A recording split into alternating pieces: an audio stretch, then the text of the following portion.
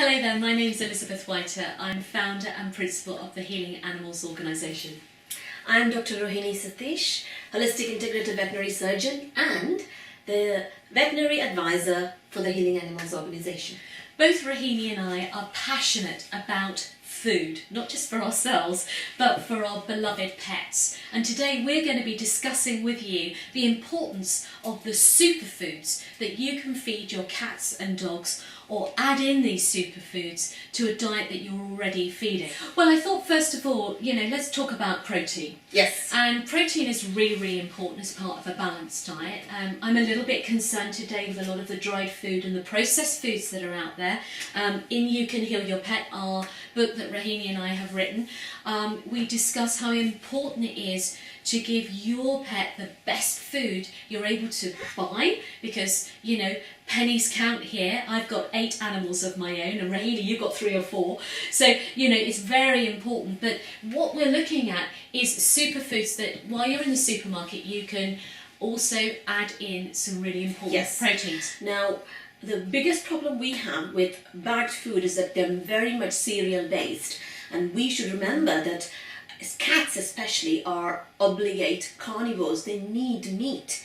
They need meat for vitamin D, they need meat for protein. So let's talk about sardines now. This is a very important source of protein. It is a very important source of protein, vitamin D, and also those all-important omegas, as we know for ourselves. Yes. And Omega-3, that's the key word. Yep. Animals and us can't produce omega-3, and we need to get it from an external source. Perfect, yeah. Now these sardines here are great because they contain protein, they've got calcium, they're very reasonable, okay? In the supermarket, you're looking under $1, or in our case here, 50p. What we are trying to say is this is the same sardines that you would eat. Yes, these are human sardines. These ones are actually in sunflower oil. I've just dug out the oil for the moment because often animals, especially our cats and dogs that have been on a very dried food-based diet, suddenly to go from that to real food can sometimes cause a little bit of an upset tummy. Yes. And you might think it's the oil, and I have seen this a lot in practice, but the important thing is they have done it too abruptly. Yeah. So the key is to do a gradual changeover. Absolutely. Yes. Now, sardines are loved by cats and dogs, and in a minute you're actually going to see A live demo. A live demo. Lily's coming back in, and she's going to sample some of the foods, and we'll see what she likes. Right, what so she likes. Look this. Okay, this is just yogurt. Okay. But we can see there's nothing in there. It's a beautiful organic yogurt. And is it Greek or is it just natural? It's a natural yogurt, which is great for the gut flora. Yes. Okay, with the yogurt, what's really important is that it's all part of a balanced diet. You're seeing foods here that we eat as well, so these are human grade foods. What is important here is to have a natural yogurt, not having something with flavoured. Yes. Okay. Yes. Secondly, it's all about self-selection, so we're actually just going to pour a little onto the plate and we'll see if Lily would like some. It's not about mixing foods in, because sometimes animals actually know best. Yes. They know when they need something. And the beauty of it is the choice. You're giving your dog or your cat the choice to choose. And that is the key behind it. So we're going to offer both of these to Lily in a minute, yeah? Yes, we are indeed. Okay. Just moving on here to another store cupboard food, which are peas. We need to see more fibre in our animals' diets because there's not enough veggies, and there certainly isn't enough peas. Now, these have just been very, very lightly cooked, okay? And these Have you just steamed them in the microwave or... Yeah? They've just been steamed on the hob. Good. Okay. Yeah. Moving on to the veggies, as we were discussing here. In here at the moment, Rohini, we have got some cooked carrot, some kale and some cabbage. Now we know kale is the buzzword for us at the moment. And we've got some potato in here, and this has been lightly steamed. Do you find that cats like vegetables? I find it they don't. No. It's the dogs, isn't it? Exactly. In our book, as you know, the chapter on food is sharing with you how fussy some of our animal companions can be, and more fussy than us. Yep. Are. I've got a cat that loves my chicken hot pot. I've written a recipe in there, the chicken hot pot, as you know, which has got the chicken and the vegetables in there, and he'll pick at the vegetables. They're incredibly fussy. Some cats like vegetables. Persevere with your cats when it comes to the veggies, but dogs absolutely adore yes. having some fibre. We're actually seeing an increase of dogs who have problems like constipation, anal gland problems. Yes, anal gland problems are so common these days, and they never used to be. No. And I really think that the dry food and this packaged food is the reason for it. I believe that feeding them more fibre in the form of vegetables can really help this Exactly. problem. This one is the nettle biscuit. Ooh, I like it, yeah. Okay. Nettles. Very, very common herb. This is the common stinging nettle, and I've actually used these nettles to make these nettle biscuits. Nettle is fantastic for anemia, for animals that have arthritis. Yes. It's got huge amounts of vitamin A and C. The sad thing is these things have been thrown out the window or not being Delicious. given importance at all. But this is the beauty of it. We are now showing you how you can use the simple herbs. Which is free. Yes, free in your garden, and then make a difference to your animal's health. Just a quick tip there, Rohini, about the stinging nettle is, as Rohini said, try and pick them from your garden or a hedgerow within a field. Don't pick anything on the roadside or anything like that, okay, because if they become Because contaminated. you don't know if they've been contaminated, if somebody sprayed a pesticide on it or a herbicide, so you have to be very careful where you source it. Yep. Now, next up is marigold, Calendula officinalis. And we have these growing in our gardens. They're very fashionable in restaurants, added to salads. Right. And Calendula officinalis, anything with officinalis, is medicinal properties. Yes, definitely. It's a very common herb, used a lot in skin preparations. However, it makes the most fantastic oil, and we're going to demonstrate this with Lily a little bit. She may not want to have some, but this is actually the marigold heads, which are infused in sunflower oil. And again, in our book You Can Heal Your Pet, we've got loads of recipes, and one of them is about how you can make your herb infused oils. Now, one of the questions I'm asked in practice, especially after the book came out, was, is it okay to give oils to animals? And my answer is, too much is the bad thing. The key word is if you're giving that, we are not asking you to give a whole bottle to a dog or a cat. Absolutely. We are asking you to put a tiny drop on it there. Herbs should be taken in small amounts. Like when I cook and I make curries, I use a tiny bit of coriander, and I might eat this much. I'm not going to eat a whole bunch of coriander. It's exactly the same principle for the animal. Absolutely. A small amount of oil is healthy. It is not harmful. Yes, and these aren't essential oils. These are herb-infused food oils. Yes, and they're perfectly okay. Which is perfectly okay for our animals. And all read of these. the A to Z conditions chapter, because it explains 2 or 3 conditions where you cannot use oil. Yes. And that is when there's severe diarrhea and colitis and stuff. But Absolutely. that is why read the A to Z conditions so you know when to use what. Now, Yes, my favourite. Go for it. eggs. Yes. I love eggs, and I love using eggs in dog and cat treats, and as a form of protein. These are organic, free-range eggs. Both Rohini and I would like to stress how important it is where animals, animal welfare, animals in the food chain. Energy. This is something. This is A very happy, important. A happy hen laying a happy egg. Absolutely. Yes, and that is so important. Exactly, and so organic free-range eggs are absolutely a must here. And also, what we're looking at here is, you may think, gosh, we've got shells here. What are we doing with shells? Well, first of all, I've taken the shell off, and here we have a hard-boiled egg. Eggs are really important for cats and dogs if they so wish to self-select them.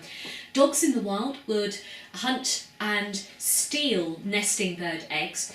And so with this kind of protein, the calcium in here makes a highly nutritious treat.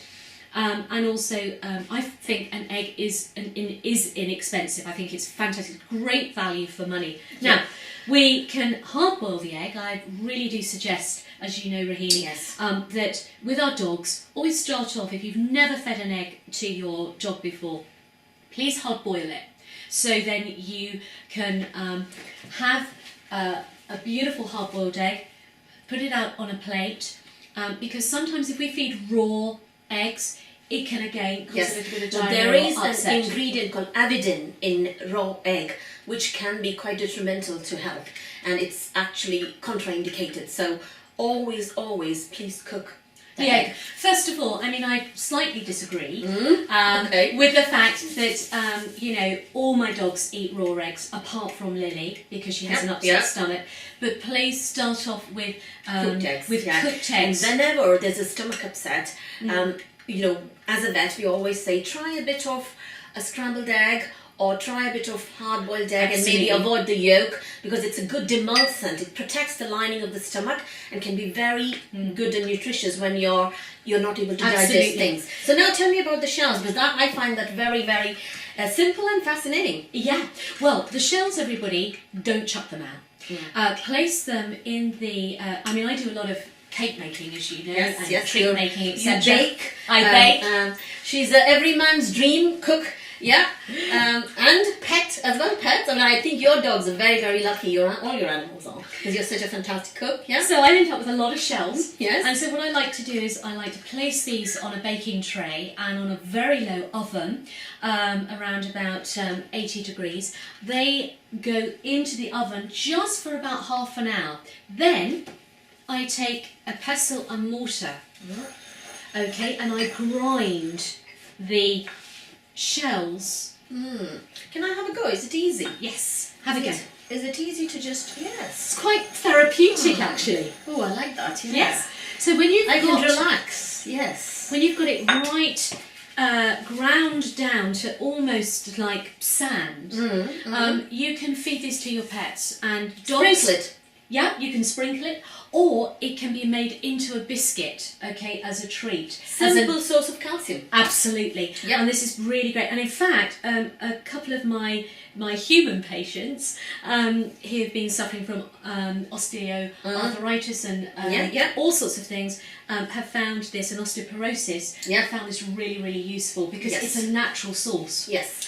Now, only conditions you need to take note of about calcium levels is in things like when you're in kidney, when your pet has kidney problems, or there's hyperparathyroidism or hypercalcemia. If these conditions are present, do not feed this, but rest of the time it's perfectly fine. Absolutely. Yeah. Now moving on to nuts. Yes. In here we've got walnut and we have got cashew nut. What we're not going to do is feed our animals nuts that are this size, because it's just going to travel all the way through the body and out the other end. Yes. I mean, the number of times I've had to operate on animals and take out whole acorns, or if it's a very small dog like a chihuahua, even something like that can cause a blockage. But most animals are intelligent enough not to swallow, but some do. Yeah. And we don't want a big operation where I have got to open up and, open the gut up and do an enterectomy or enterotomy. Yeah. So what I'm doing here again with the pestle and mortar is grinding the nuts right down to an almost paste. Now, are the nuts roasted or anything? No. Very good point. Always use unsalted nuts, okay? And the nuts that I like to use are walnuts. Yeah. I like to use unsalted cashews. On the seed front, we've got the beautiful pumpkin seeds, which are full of zinc. And I like to use Brazil nuts. All of these can be ground right down into a paste. Yes. Now, the important thing you have to know here is Elizabeth is sharing with us years of experience. She's done this for 20 odd years and found no problems with it. This is the reason I'm able to endorse and say this is fine, because I trust Elizabeth completely, and she would never suggest anything that would harm your pet. You're trying to give you tips to help them heal. So feel free to try these. They're perfectly okay. So the proof is in the eating. I think I'm just going to go and get Lily and just share with you what she likes and what she doesn't like. Yes, and she's going to make the choice. Okay, so let's just see if she's interested at all in the sardines. Oh, she adores them. I think we'll just take that one away. And then I think... Shall I offer her a biscuit? Yes, please, Rohini. What about that little one there? There you go, Liz. Oh my God. So that's the nettle biscuit. She Yes. absolutely adores that. Should we try a marigold biscuit? Yeah, do you want a marigold one? There you go. See, she loves it. And what's beautiful about the biscuits, Rohini, is that when you make them, they last for up to 5 days, or they can be put in the freezer. Okay, what shall I give her next? Should we try a little bit of egg? Would you like to just... Shall I give her a little piece of it? Yes, I think so. Shall we give her a little piece? Look at that beautiful yolk. There you go. Yes, it's gorgeous and looks well cooked. And that is... you want some more? Okay. It's really tucking in here. We have honestly fed Lily this morning. She's had we haven't breakfast. starved her for today. And we'll just try a little bit of the vegetables, just to show how... Oops, she's taking it from my fingers. Yes. So there's the beautiful carrot, the kale... Yeah, she loves it. And the potato. Yeah. And then we're just going to just offer now the yogurt. The yogurt. Lily, wait, darling. Right, do you like yogurt? There we go. Oh, it's gone. Yes. Lovely, that was quick. She wants to eat the vegetables, I think. I think she's very interested in it. And we'll just try some of the ground down... The... try some. Ground down... Cashew. Cashews, okay. Yeah. There we go. She's really tucking in here.